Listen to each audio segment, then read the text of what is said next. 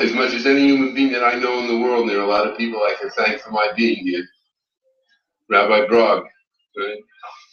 From 1981 when we first met, and I first started learning with him, the Hashpara, myself, and my family. Sitting in front of me here is going to speak to us today. I asked him to speak and give Divrei Hizzuk, right? The 3 weeks are coming up after the 3 weeks of Dana's Zman, so we don't fall, that we maintain our level and continue to grow in preparation for Elul.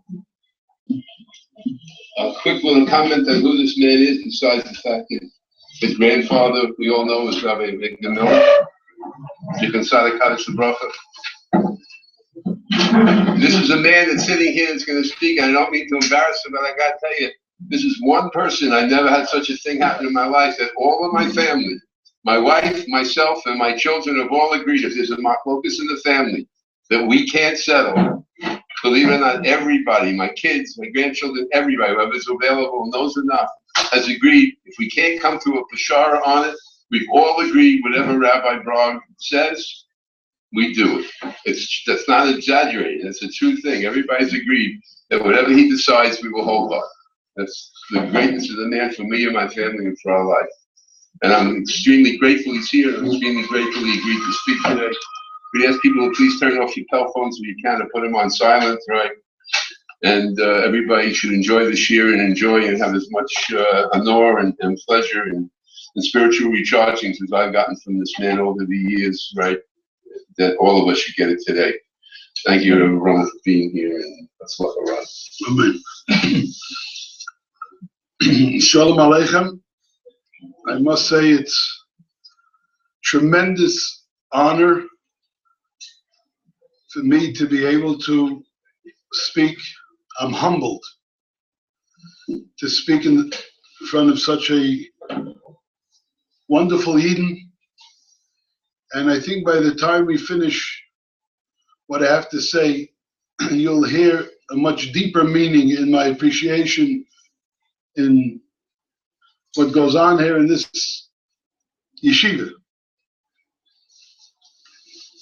As we all know, Tisha B'Av, one of the saddest days of the year, is coming up. And there's a very interesting Rabbi Yaakov Emden. He says a statement. It's a very powerful, powerful statement. Could be you heard it, but it's worth hearing every time, whenever you speak about these days called Bein HaMitzorim, between Shiva Asar B'Tammuz and Tisha B'Av. He wonders, and he's bothered with 2,000 years in Geulla, in exile. There have been such tremendous amount of tsaros, killings with the Goyim. We went through the Inquisitions, and we know after him the Holocaust, and we went through so much tsaros and sicknesses and whatnot.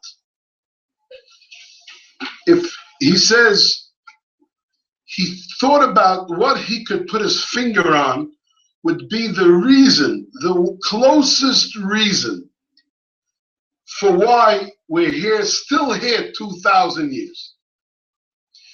And he goes on and he says, if I would have to pick the closest reason to why we have suffered all these years, he would say because we are not mourning, being misabel on the Churban Beis Hamikdash like we're supposed to.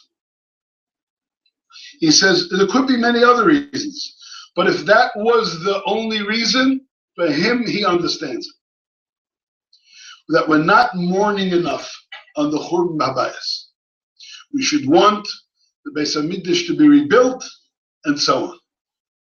So what I'm going to go into today, Be'ezus Hashem, is to speak about one aspect of what is the Avelus, what should we be mourning about, and how do we go about to bring back that Beis Hamikdash, b'meira b'yameinu.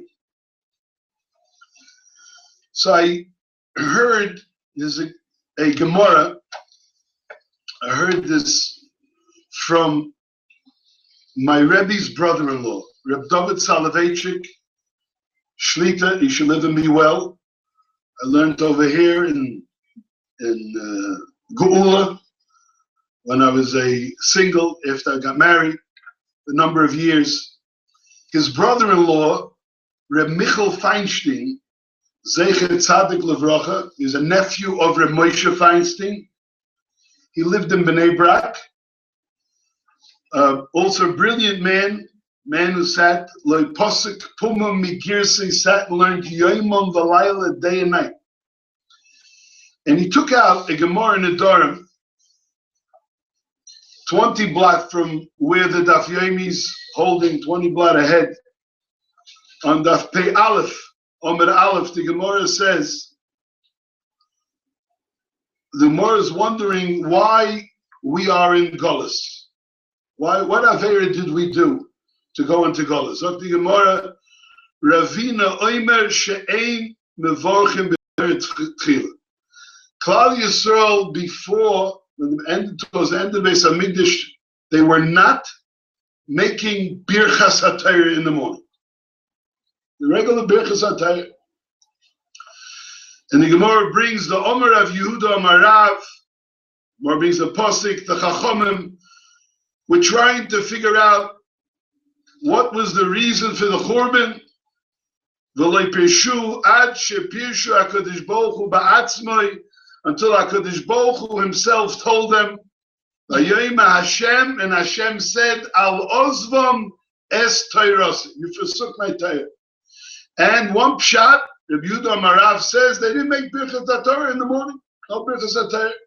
They used to sit down to the Gemara, they sat and learned, no Birchas HaTorah.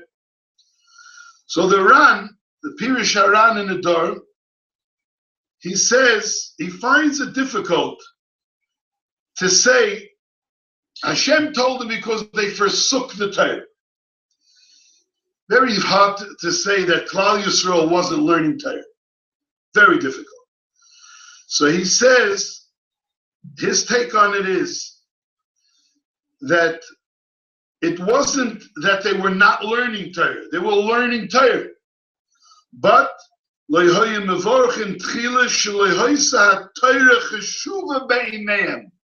Torah wasn't important enough in their eyes. Many people could learn. There's many different levels. The highest level of learning is to learn Torah for the sake of Torah, lishma. And that, he says, on their level, they weren't learning Torah lishma. So it doesn't mean literal sense that they weren't making a bracha. They said Birchas HaTorah. But when they said it, it wasn't with the whole kavanah the way they were supposed to say it, because they didn't appreciate the importance and of what Torah is in this world and what Torah plays in the role of the creation of this world daily, every single second. So Michal Feinstein says, so they ask me, Miklal Lav Atashemeyahen? If you would ask me if we want to bring them back and do bimesaking, fix of something of what we did wrong, we would have to work on what the importance of Torah is, how do we evaluate Torah, and what role Torah plays in this world from the time the world was created until now.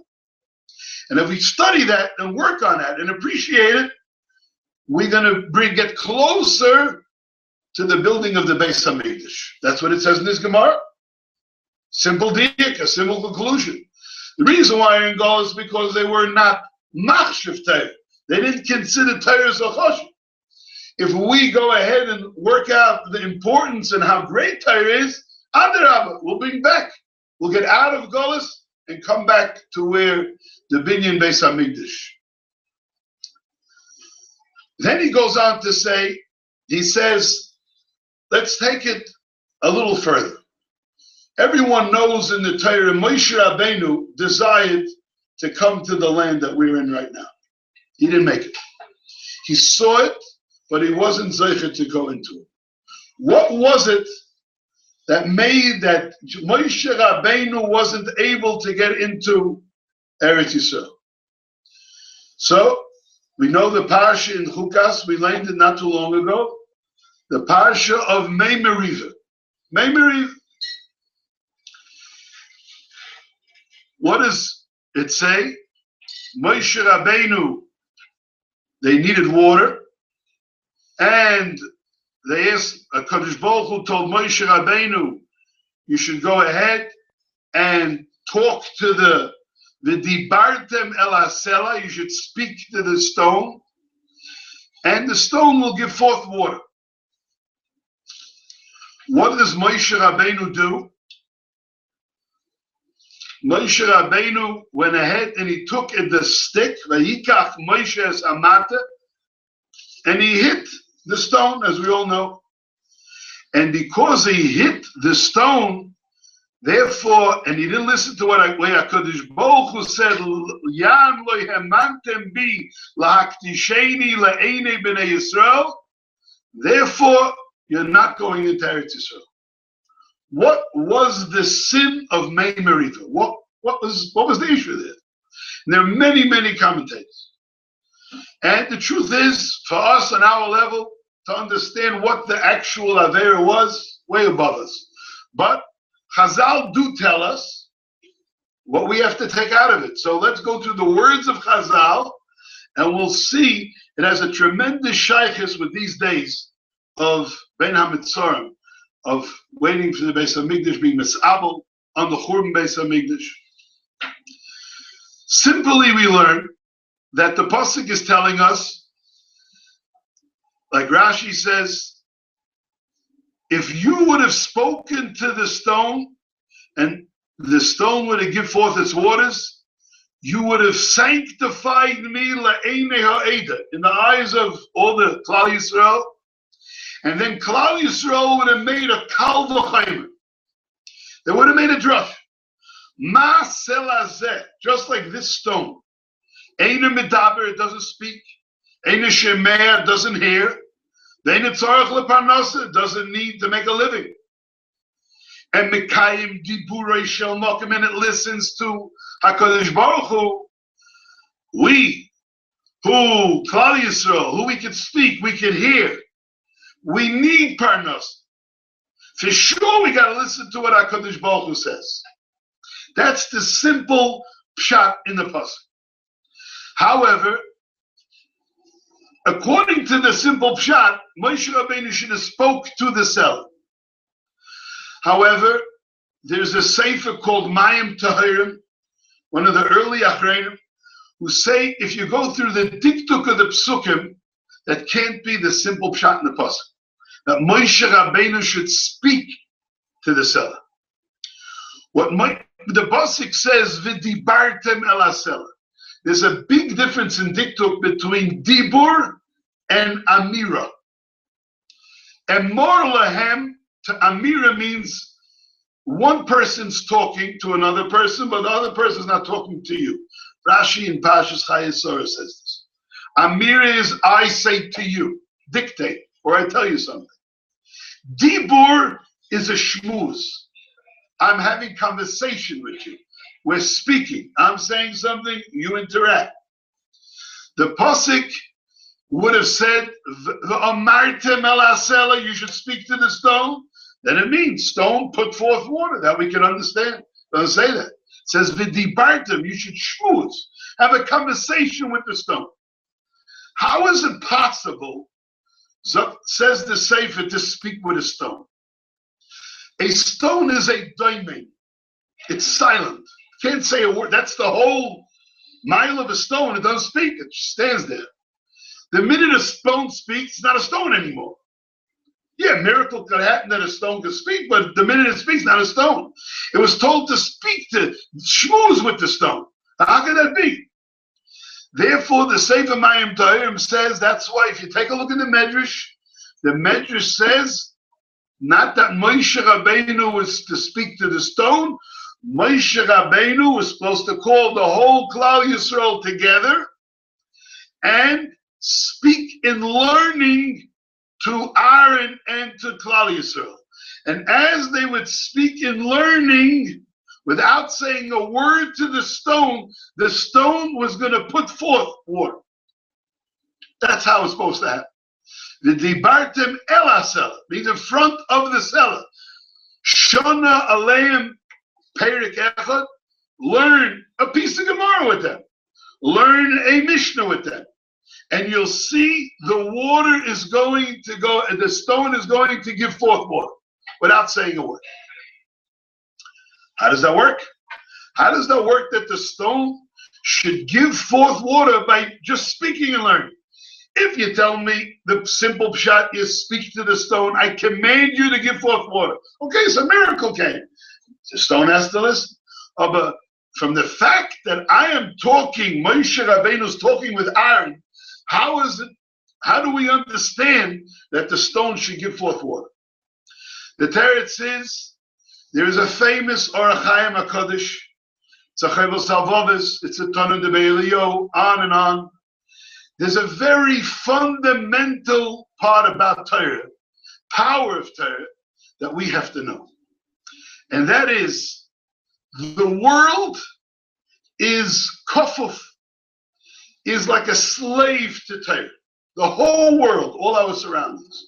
Wherever we have someone who learns, who's toiling and learning, then all the surroundings around us in the whole world is obligated to listen and give forth whatever the people who are learning need. That's the way the world was created. Rashi, in the first Rashi in the Torah, Bereshis, in the beginning, Rashi says the world was created for Klal Yisrael and Torah. That means if there is houses, it's all for Klal Yisrael. If the builders in the world, everything is for Jews. Everything in the world is for us. And for those who learn Torah even more. When Moshe Rabbeinu came to the Yam Suf didn't want to split for Moshe Rabbeinu. Yam Suf says, why should I split for you? I was created before you. So HaKadosh Baruch Hu, it says in the Medrash, came with Moshe Rabbeinu and says, name Moshe Rabbeinu is going to be an Omel B'Torah. He's going to be the person who's toiling and learning. You must listen to whatever he says. And the water split. We have Pinchas ben Yair. Over the years, he came to a river and he had to go across because he had to redeem someone from prison. And he had an argument. He spoke to the water. I want you to split because I need to go across. The water says, why should I split for you? I'm doing the Ratzon Hashem by letting my waters flow. You are not so sure you want to do the Ratzon Hashem. You want to go and redeem someone, but who says you're going to be able to ransom the fellow? So Pinchas ben Yair said, if you don't do what I tell you, you're going to dry up. The Nahar, the river split, and he walked across. Why? Zokta Orach Chaim HaKadosh, because since Pinchas ben Yair was the Omel B'Torah, he toiled in learning. The river was supposed to and had to, like a slave to its master, listen to what Pinchas ben Yair said. That being the case, that's exactly what happened over here by Meir Meriva.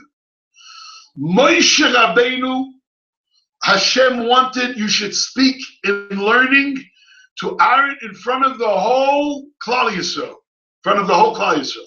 Why?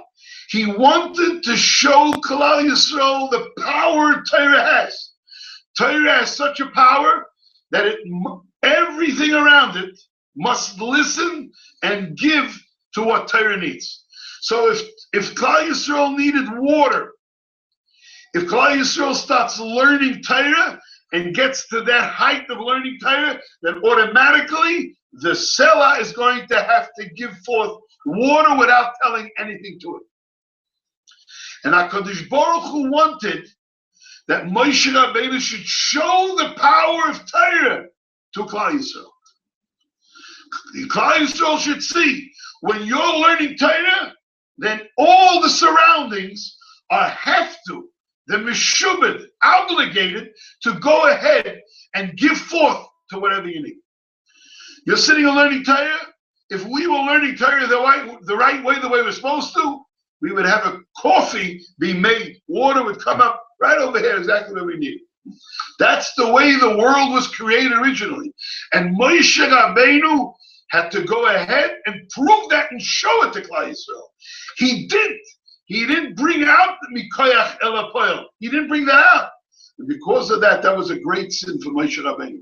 He didn't show Klal Yisrael what the power of Torah is. And because of that, Moshe Rabbeinu was not allowed in Eretz Yisrael. And the Svarim tell us, had Moshe Rabbeinu gone into Eretz Yisrael, it would have been impossible for the Beis HaMikdash to be destroyed. We would have never gone into Geulla. The power of Torah with Moshe Rabbeinu would have been so great. We would never have gone into Geulla. That means there would never have been all the sufferings that we had all the years. None of the sufferings. Everything would have been, that's what it says in the Sfarim HaKadosh. Because it had Moshe Rabbeinu showed Klal Yisrael what the power of Torah is, that you learn and you'll get whatever you need. Just like it was in the Midbar. In the Midbar, they didn't need any clothing. There was no clothing. Their clothing will wash on them. We have a problem during the 9 days washing our clothing. In the Midbar, there was no such thing. Everything was washed. It grew on them. Everything. That was the power of Torah. But Moshe Rabbeinu had to show it to them through the main merida that even a stone, a diamond, could go ahead and give forth that water. And since he didn't show it, we are now sitting where we are in Geulla because of that. Comes out, here we see the exact same thing. If we work on the chshivas, the importance of what Torah is all about, then we would be able to come closer and closer to build the Beis HaMikdash. We're in Geulla because we weren't shown the chshivas HaTorah. Either because Moshe Rabbeinu didn't show it to us Mikoyach El HaPoel, or because Klal Yisrael went down a darga, they didn't learn Torah Lishma. So the tikkun that we have to have, says Rabbi Michal Feinstein, is that we have to be machshiv the koyach hachshivas hatayv. Do you know in Europe, he says he heard from a Yid when he was a kid that a number of years before in Europe, in the city of Bialystok, he says there were two boys that came home from yeshiva, Voloshani Yeshiva Ben Azmanim, came home in Pesach, and they decided they're going to go ahead and Friday night they're going to learn. But instead of learning right after the Suda of Shabbos, they would go to sleep a little bit. They wake up 3 a.m. and they go to shul and learn till Shachris. So they made up. They both went to sleep. Came 3 o'clock in the morning. They came in the dark. They walk into the shul in the city of Bialystok. There weren't all Rabbanim there. Most of them were Balabatim, like we are. There wasn't a seat to be found in shul. Not one seat. Everyone was sitting and learning. That's the way Klal Yisrael was 150 years ago in Bialystok. It's amazing. Think about it. Today they lock up shuls. We're afraid of who knows who's going to come in. And there, they had a certain chshivas v'Torah. It was so packed. The only place they could find a seat was on the staircase going up to the shul, which they would have to learn by the moonlight and some of the candlelight coming out from the Beis Medrash.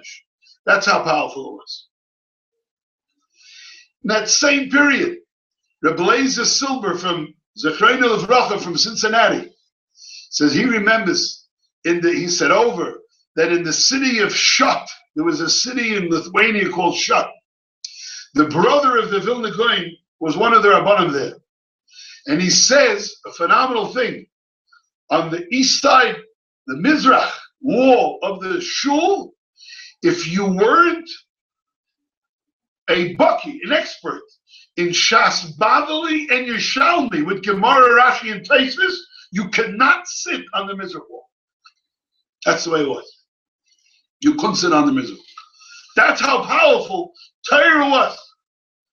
And that's why I say, sitting over here, you're people that, why should you learn? Most of the world is not, your age, is not sitting and learning. They're in the golden years, and many of them are sitting in Florida, waiting for the Malach HaMavis. That's what they're waiting for. They're sitting on a park bench in Ocean Parkway in New York, or in Arizona, or sitting on a beach somewhere and just waiting for the Malach HaMavis to come. I once heard from a Rosh Yeshiva, he says, no, I ain't retiring. If the Malach HaMavis wants, he's going to come here to me in Peekskill. That's where he's going. Now, I'm not going to him. The angel of death, what do I show? You're sitting over here. You can do so many wonderful things out there, and you decided you're going to sit around the table and break your head to sit and learn Torah. Is there a yeshiva in the world that helps bringing the Messiach, like yeshivas Rabbi Akiva, Shalom, Geulla, and Rabbi Weiss in the forefront? You say, yeah, but only 10 people. Don't worry about 10 people. The Churban Beis HaMikdash came because of one person clinched it. If you go through the Gemaras and Gittin. So why can't one person or a group of people clinch it the other way?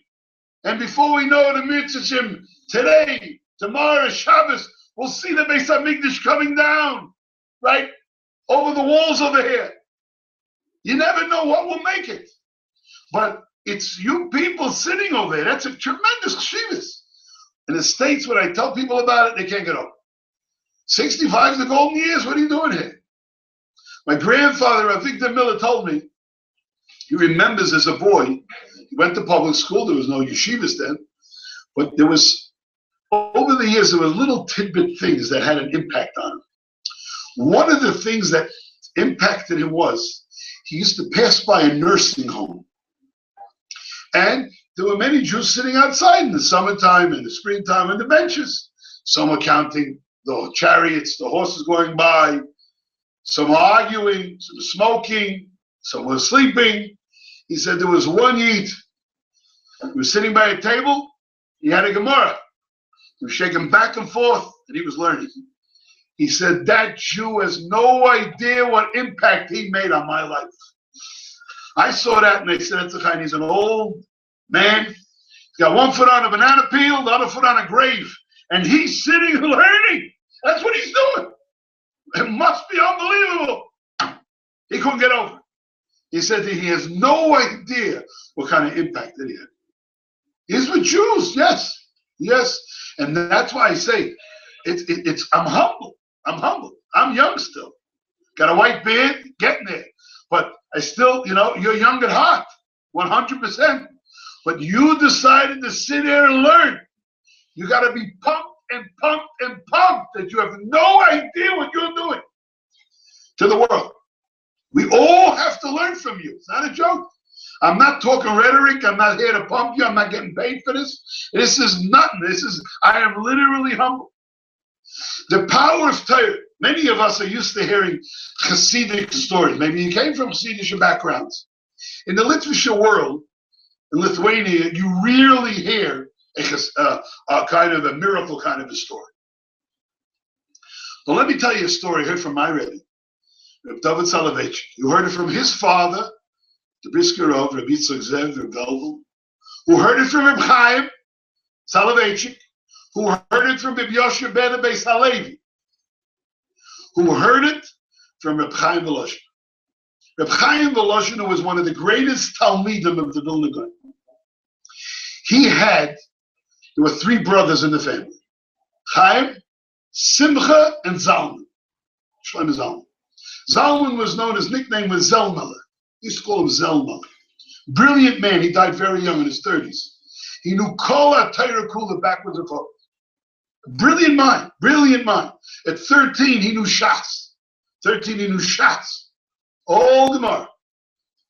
He used to come into the Vilna Gaon. The Vilna Gaon would give a shiur, my Rebbe told me, and before the next day, he repeated that shiur to himself 101 times. I don't know how it's possible, but 100, this is the brilliant man, 101 times Chazor before he went to the next year. He one time was sitting by the table, learning the Gaon. Vilna Gaon was his Rebbe, and he was sitting around the table, and all of a sudden, from tiredness, Avramel was falling down, and his head was falling off the table.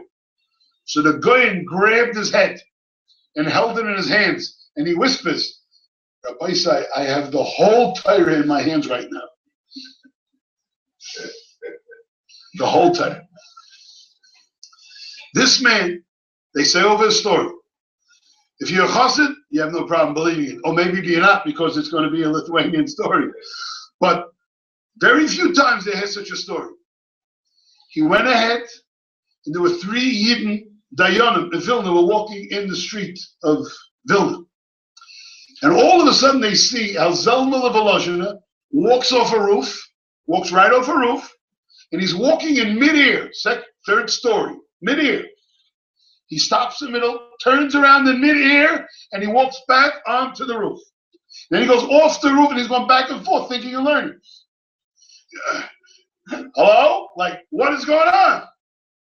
So they went to the Vilna Gaon and they asked the Vilna Gaon, what should they do? They said, the power of Torah is so strong and the world is a servant to Torah that if a Zalman of Eloshim, who's the epitome of Lishma, learning Torah, he's walking off, gravity can't work. Gravity has to hold up for him. So what you do is, and I would advise you is, someone get up to that roof, and when he comes back on, grab him. Don't call his name in midair, because if you call his name, the minute he stops learning, he's going to drop. It's the koyach hatayr that's keeping him going. So, went back onto the roof, and they held him down, and they built a mica, a gate around the roof, the way they're supposed to have it. That's the power of Torah. Phenomenal. Torah is, it's not to be believed. We think, we're sitting and learning. What are we doing? What are we doing with our learning? You have no idea what we're doing. Now, what does the Churban, the Beis HaMikdash rather, have with Torah? Well, how does it have to do with Torah? So that there is a sefer that Ramosha Isserlis, the Ramah, Isserlis, you guess he was mater, what the Machaber Asr, that's why they called him Isserlis. I don't think that's the reason, but whatever it is. The Ramah, okay, says, in English form, that's right, says in a sefer Tyrus Euler that he wrote, a very famous story, he writes like this, Apalton, I'm assuming that's Plato, one of the great philosophers, came to Yerushalayim with Nebuchadnezzar. Nebuchadnezzar. It was right after the Churban Beis HaMikdash. And he walked onto the Har HaBayis. Right over here, he walked onto the Har HaBayis. And he sees Yirmiyahu Hanavi, Boichem Ma'oid, crying uncontrollable. And he's Morim Kol, he's screaming out loud, Yirmiyahu. And he's saying kinnis on the Churban. So Apalton, Plato moves over to him and taps him on the shoulder and says, Jeremiah, tell me. Yirmiyahu looks up and his eyes are red, coming down with tears. And he asks him, he says, you are the Chacham in Klal Yisrael, you're the wisest men and the wisest men in Klal Yisrael. Why are you crying on wood and stones? You're a logistical man. You're a man of, not a man of emotion. You have total control in your mind over all your emotions. Are you crying over some stupid stones and wood? That's one question. The second question I ask you is, why in the world are you crying over spilt milk? We heard that already. That was the famous statement of the Pope. That's where we got it from. A goy is a goy. Why are you crying over something that happened in the past? Bygone. Finish. Those were his two questions. So he says, on your first question, why am I crying over stones and wood? Tell me, Plato, do you have any questions, philosophical questions, that were not answered in your life? He says, yes, many. And there's no one that can answer them. He says, shoot. Cough it up right now. And one by one, he coughed up the questions, and on the spot, Yirmiyah answered every single question. When he finished answering all his questions, he was astounded, Plato. He says, are you an angel? You're not a human being. How could you be able to answer all this? Impossible. So Yirmiyahu says, that's the Chorban. Those are these stones. The Torah that came forth from this Beis HaMikdash. Yes, that's what it is. You don't understand the Chochmas HaTorah, how great it is, godly. What am I crying over stones? This was my Chochmah. This is everything. Now we're shortchanged because there's a Chorban. And what about my second question, he says? Why are you crying over spilt milk? He says, there's no way you're going to be able to understand it. I can't explain it to you. You got to be Jewish to understand that question. And there are many different explanations in what Yirmiyah meant. What is it that he couldn't understand about crying over something that happened in the past? So the Alter von Kelm has a take on it. He says that he wasn't crying on the past. He was crying on the future. It was tears of davening that Hashem, please bring back the Beis HaMikdash. Right then and there, he was crying. And he says it's interesting. A goy can't understand it. But I was thinking maybe another pshat. Another pshat. It's brought down. Kol hamisabel al Yerushalayim, anyone that mourns on Yerushalayim, merits right now to see the rebuilding of the Beis HaMikdash, to see the building of the Beis HaMikdash. So everyone asks, you merit right now? I mean, right now we're going to merit. Right now is the destruction. How is it that if someone mourns on the Beis HaMikdash now, Zoicha v'roya b'chirbana, Yiske v'yira, he will merit, he will see, but not that he gets to see it right now. So Reb Chaim Volozhin says, pshat like this. The Gemara says that when someone dies, there's a bracha. Eventually you're going to stop crying because you forget it. The shtakach, the mace, you forget about it. Time is a healing. You forget about it. If the person is missing, but is still alive, you're not going to stop crying. You're going to cry and cry and cry and cry. You're not going to forget about it. Someone who's able to cry on the Beis HaMikdash of the Churban right now, 2,000 years later, that means by you are Zoiche v'roya. You're seeing that. You're living that Beis HaMikdash. That Beis HaMikdash is still alive with you. It's here. It's alive. That is what Yirmiyahu, he was crying over the Beis HaMikdash. When you cry for something I yearn for so much, it's like, it's here. The kid is lost. He's crying for his mommy. There's something calming, consoling him as he's crying. As he's crying for his mother. That's the Zoiche v'roya, which, you're right, Plato can't understand such a thing. That's something you got to be Jewish to understand such a kind of a concept. He won't be able to understand. Napoleon, the Great, was conquering Europe. And one Tisha B'Av night, he was walking down the street strolling. He walks into his shul and he sees everyone sitting on the floor crying. He goes, what in the world is going on? Are you upset I took over? What is going on? So they explained to him, no, we're Jews. We're crying over the destruction of the temple. He says, How long ago was that? He said about, I don't know, 1,500 years ago. He says, one thing I'll tell you, boys. If you're still crying over that, you're going to merit to have it one day. It's going to be rebuilt. I never seen a nation like this in my life. Still crying about something 1,500 years ago. Unbelievable. How's that possible?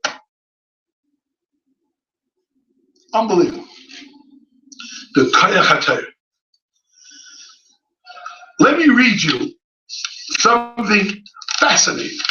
I have to read it to you inside. Everyone over here is waiting for the resurrection of the dead. We would love it. We would love our parents to come back. I would like my father to come back. My grandfather, great-grandfather. Do you know you're able, by you sitting and learning Torah, you could resurrect the dead? Ah, come on, don't give me that. Impossible. You're going to tell me I'm sitting over here in the Durham, learning a little Mishnah Brura, and I'm going to resurrect the dead? Listen closely. I want to show you the power of Torah. Okay? You might have a hard time absorbing it depending on the level of your neshama. But this is what Chazal tell us. Torah Misina. Chazal say like this. This is the Gemara in Yevamis. Daf Tzadik Vav Amabes. Omer Rabbi Yehuda Marav said, Agura ba'alecha elam.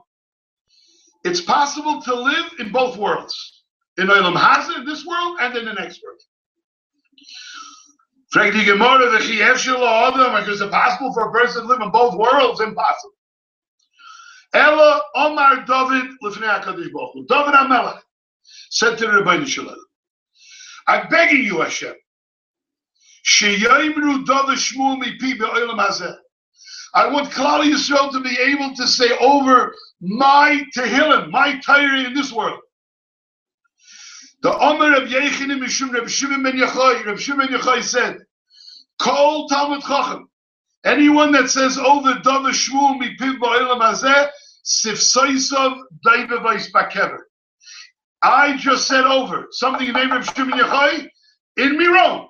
Right now, his lips are moving. They're moving. That's what it says in the Gemara. There's many different Rishonim. Some Rishonim Rashi learns they're actually moving. Other Rishonim, Yabeno Yechiel from Paris, says there is saliva coming out of his mouth. The whole shot, that's the saliva of Tchias HaMesim. I can't go into it now. But that's one level. Let's don't stop here. Let's take it a little further. Says the Bechor Shor, what is the Maila? What is a mace? What does a dead man gain when he's mumbling in the grave what someone said over in his name? What does he gain? He says it's as if he himself is in this world learning Torah and he's going to get schafer in Olam Amis. We understand that once in this world, every little bit that we're here, we have to grab and do a mitzvah and learn Torah in order to get a rich bank account in the Olam Haba. But everyone wants to be rich. Who doesn't want to be rich? I don't want to be poor. I don't walk around collecting. Everyone wants your pride. When we come to Olam Haba, who's going to be the rich men? Not the one with the cash. No. The ones that have the Torah, that's the ones going to be rich in Olam Haba. Now, once we die, finito, it's over. No more. We can't grow anymore. There is a way still to grow. If someone's saying over Torah from your mouth, your grandfather has a sefer, and you want him to grow in the Olam Haba, take out the sefer, read the words and understand it. His lips are moving. He's now learning Torah in this world, and he's growing in the next world. He's going higher and higher. Then, the Ben Ish Chai writes, the holy Ben Ish Chai. He was the Rav in Turkey, I think it was, in the early 1900s. Just to tell you what a simple, plain businessman, a taxi driver in Turkey in 1910, he writes, learned over 9 hours a day in a 24-hour period. A taxi driver. Moniot. It's unbelievable the way, how far we are. That's what Rabbi Moshe Feinstein said. One of the gravest problems, issues that Hitler, his name should be erased off the face of it forever and ever. What he did to us is he separated us from the European generation 15 or 25 generations. We're so far gone. You saw a little bit of the previous generation, of those from Europe, but the young generation didn't see anything like that. Just to know what a Jew was, to know that a Jew in Turkey in 1910, riding a taxi or a horse and chariot, whatever he was, learning 9 hours a day to be Spanish. It's unbelievable. So the Ben Ish Chai writes, in the name of a Marsha, he says, I'll read you his words, Kol Adam. Kol means everyone. Every human being, me, you, every one of us, Yochol Lahacha Yis Mesu, could resurrect the dead. Eich, how could you do that?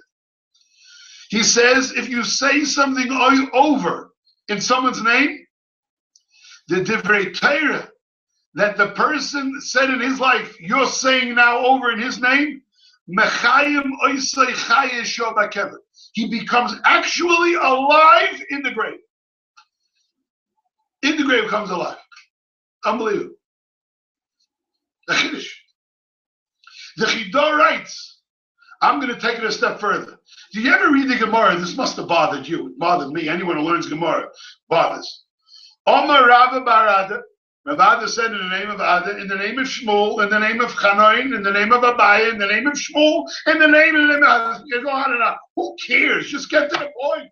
Yochanan said it and finished, leave me alone. I need the whole history. Who said it over in the name of who? The Chidah says that because all those Amoraim, their lips are moving in the grave. We want to give him schusim in Torah. So when I say I heard something from my father, who heard it from Rabbi Avigdor Miller, who heard it from the Alter Slabotka. I have 4 people there sitting in their grave, being Mechayim Mason them.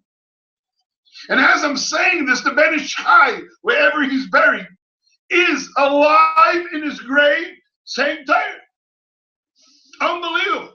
This is Chazal. I'm not reading any, it's a Hasidic story. This is the Gemara. Reb Chaim Palaji. It's the holy Kaf HaChaim. Let me just tell you who the Kaf HaChaim was. If you're Sephardi, then you have no problem. Kaf HaChaim.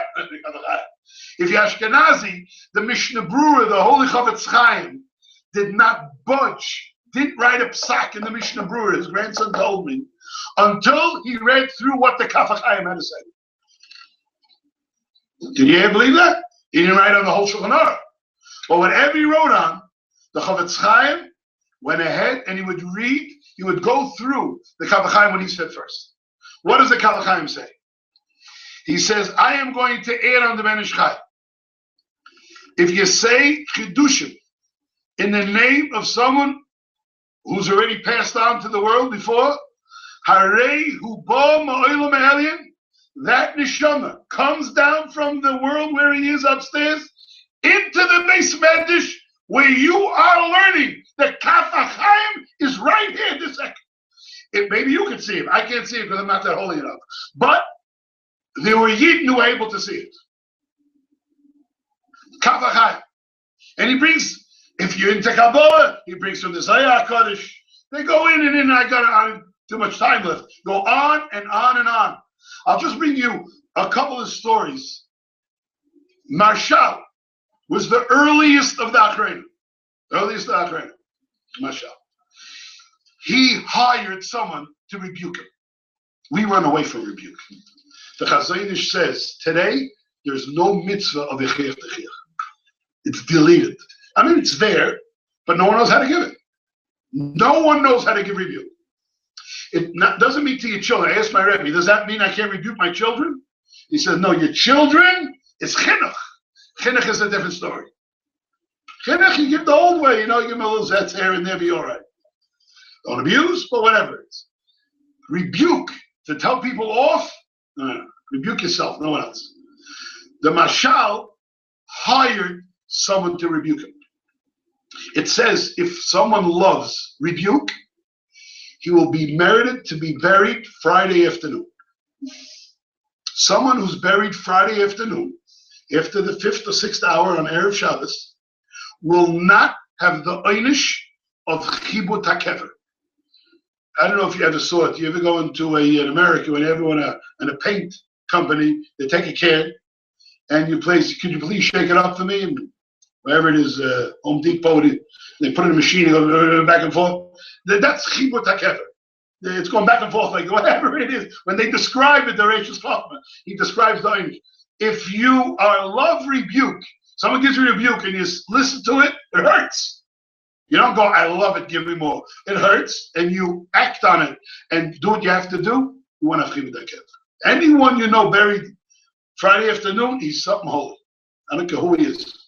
That's a mitzvah. Now, the mashal hired someone to rebuke him. A simple guy, very little guy of the street, not even a learned man. One morning, the mashal walked into Shachris late. 7:30 was Shachris or whatever it is, he walked in 22. So the rebuker made a line drive towards him. It was about to open his mouth when he shut it and he walked away. So the mashal called him back to listen, I paid you. I paid you to rebuke me. Why did you stop? He says, because there are two people I saw on the side of you. That awesome look of these holy people. I got so scared I turned around. He says, you happen to be right. It was the Rabbeinu Tam on one side and the Ri from the Bali Taisvis on the other side. And I'll tell you why they came. Because I was up a whole night trying to understand the Machlekes Ri and Rabbeinu Tam. And in that schus, they come down with you. They're there with you. They escorted me into the Bishmedish. You saw them. I saw them too. But next time you can rebuke me. Unbelievable. Unbelievable. I'll tell you one last story about this. I had I'm a Rebbe in Peekskill, New York.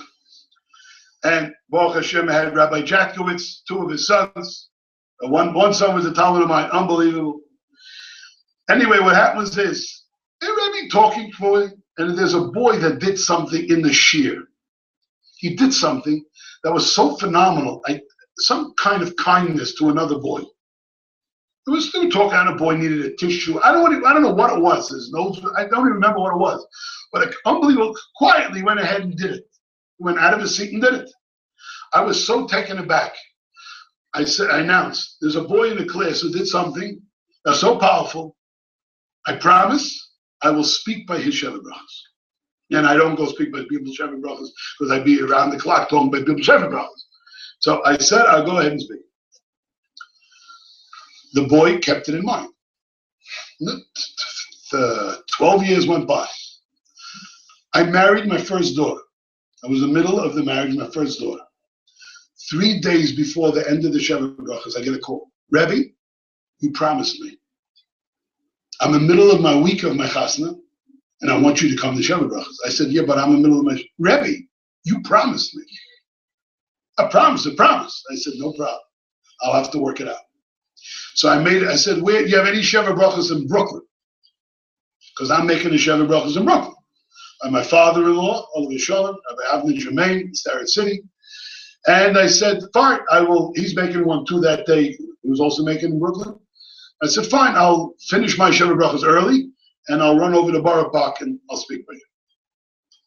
I told my wife, my shver, my father, sorry, my daughter, I can't be, I was there all the Sheva Brachos. I'll be here too, but I got to be, I promise. I run to Borough Park, I come in. They started the Sheva Brachos late because of me. And I'm sitting down next to the girl's grandfather. I don't remember his name. And I chat. Shalom Aleichem. Who are you? What's your name? Oh, you learned in Torah V'das? Who'd you learn by? He said he learned by the famous Rosh Yeshiva of Shlomo Hyman. I said, really? Shlomo Hyman, the Talmud of Bolber? Could you tell me something over from it? Anything. A piece of Torah, a story. thinks about it, he goes, I'll tell you what happened the last day of his life. I said, fine. He was laying in bed, and the boys were taking turn watching him. You know, in case it would get really tough, they would call an ambulance, whatever. And all of a sudden, he turns to me, he's lying in bed, he's holding me, really going. And he says, do me a favor, could you bring 2 chairs? 2 chairs. So I brought 2 chairs. Then I said, Rebbe, who are these chairs for? He says, well, one is for Rabbi Akiva Yeshiva, and one is for Rabbi Chaim Geulla. He was the Geulla right after the Chofetz Chaim to World War II. Now, they were both dead. Akiva Yeshiva was Europe, they're both in Europe. They weren't on Wilson Street in Williamsburg, New York, and Brooklyn. They weren't there. This took place in Williamsburg and Brooklyn. You know, Wilson Street. I said, did you turn around and look? He says, I was so scared, I couldn't turn around. The story is printed in the Chidush Reb Shlomo, in the Hagdam. He told me the mind. That's the power of Torah. Torah has that power.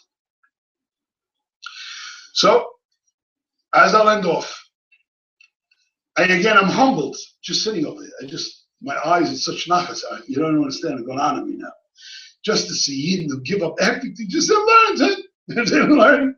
That koyach Torah. What place is showing more chshivas with Torah than over there? Unbelievable. But now we go into Bein Hazmanim. Bein Hazmanim is tricky. We got to all take time off, you know, to rejuvenate, as they say. You're allowed, 100%. It's allowed. It's recommended.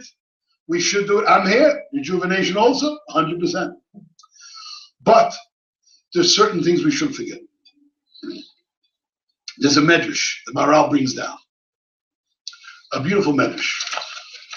The Maharal says that there was in one day in the Beis Medrash, there was a machlekes.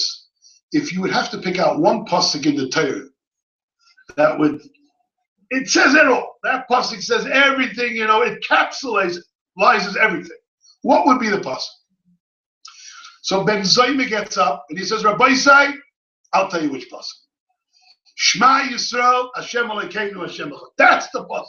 Everyone dies with that pasuk. That's the pasuk, everything.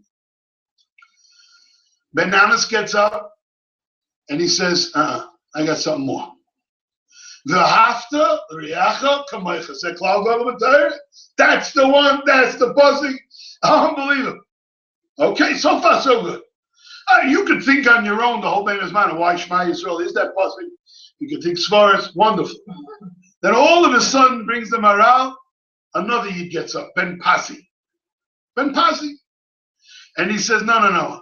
Matzinu pasuk. We find a pasuk that encapsulates even more. Which one is that? In the parsha of Tamid, in Parshas Pinchas, es hakeves ha'echad taseh b'boker, es hakeves ha'sheni taseh b'yabad. You should bring a korban in the morning. You should bring a korban in the afternoon. That pasuk says it all. You can't have a better pasuk. Everything is all inclusive in there. Hello, all inclusive. It's the most boring pasuk. Every day, you do this, you do that. Zoktiv Medrash. Omad Rebbe got up and he says, wow, how lochik Ben Pasi. Ben Pasi has it, he said it, he's the man. Now I ask you, what in the world is in that pasuk? That's what the Maharal asks. And he says an unbelievable thing. He says, you know what they're telling us? To be a good Jew, we're going to fall.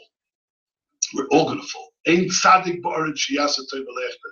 No one goes straight. There will also be a malach. So we're going to fall. But just remember, be consistent. Consistency. The korban tamid was brought 365 days a year. Tamid, not tamid, Shabbos, Yom, to make a difference. And day in, day out. Day in, day out. Day in, day out. Day in, day out. In order to be able to come back Elul in the Zman and to take off from there, the best thing to do is connect this man with that man. How do you do it? Everyone on his own level. I don't dictate, you do whatever you feel. But just remember, with my 9th graders, I would tell them to learn 3 minutes by day, 3 minutes by night, if you could. And you'd see how hard it is. Don't promise you'll do it, because the Yetzer Hara is a genius. I do it every year for 20 years. I never have 29 boys doing it. I had Rebbeim, others from different yeshivas, say, oh, pig school, because I know what kind of bakrim you have over there. So I said, Riverdale, try it. Philly, try it. Long Beach, try it. They all came back and said, how come you didn't call me? Because the Yetzer Hara ain't no racist. He tries with everyone. But you could do a minute to a minute. But the milah of that is, it's a chain. You're connected. So every single day, mind yourself. Try to say, today with phones, you could have alarms. Have someone call you. You call your friend. You call him. Learn. You want to learn 8 hours a day? Learn 8 hours a day. I'm not stopping you. But if you could do just 3 minutes, B'Mav Sedra, read a Medrash says, Chazar, say one Mishnah. One Mishnah. Take it. Ben Hey Yoyma. Live from Tzara. Perfect. That's it. Hey, there you go. Minimum. Is that hard? It's not live from Tzara. It can be that hard. You'll see it's going to get hard. Try to do it. You don't know what you do for your neshama and what you're going to do for the world. Because you're showing the Cheshivas HaTorah. And once we show the Cheshivas HaTorah, then we're going to build a Mitzvah Shem. That Beis HaMikdash b'meir v'yameinu. Amen.